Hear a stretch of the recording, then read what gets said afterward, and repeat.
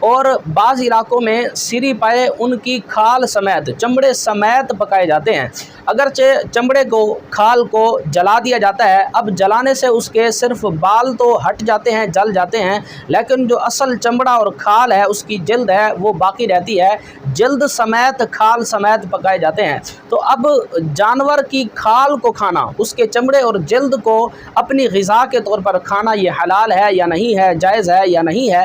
تو اس حوالے سے یاد رکھیں کہ الجلد کاللحم، حلال جانور جو حلال طریقے سے ذبح کیا گیا، اس کا جو چمڑا ہے، اس کی جو جلد ہے، کھال ہے، وہ گوشت کی طرح ہے۔ جس طرح گوشت حلال ہے، اسی طرح اس کا چمڑا اگر صحیح طور پر اس کے اوپر سے جو ایسی چیزیں ہیں جو کہ انسان کی طبیعت کے خلاف ہیں، یعنی بال ہیں یا کوئی اس کے اوپر گندگی لگی ہوئی ہے، اس کو اگر صحیح طور پر صاف کر کے چمڑے کو اگر گوشت کے ساتھ پکا کر کھا لیا جائے تو اس میں کوئی حرج نہیں ہے۔ فتاوی بزازیہ کے اندر بھی